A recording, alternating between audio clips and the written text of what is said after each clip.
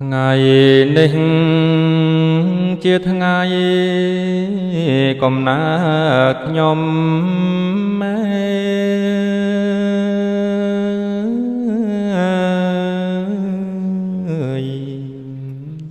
ជាថ្ងៃមហាយមច្រើនឥតលះ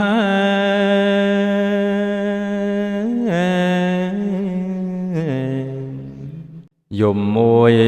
ត្រេកអរមួយភ័យតា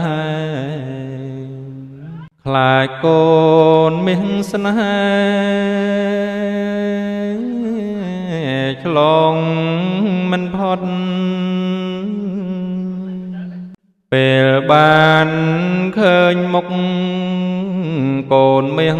ស្ងួន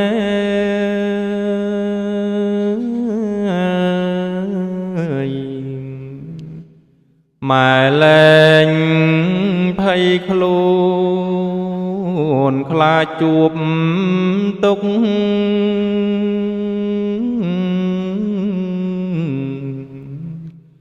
ម៉ែអ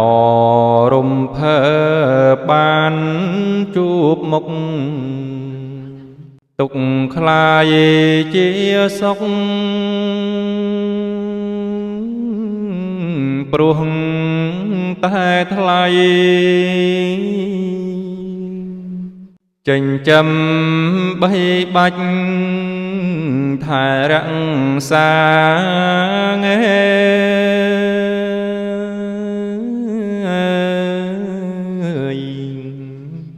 ដោយចិត្តមេត្តារៀងរាល់ថ្ងៃ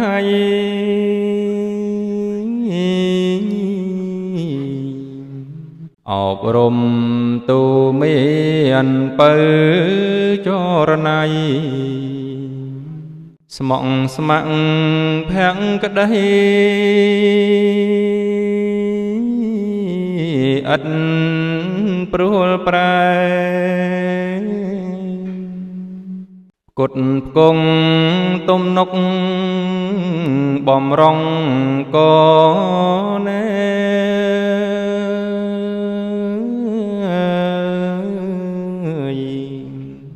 ពីតូចដល់ធំក៏ព្រោះតែ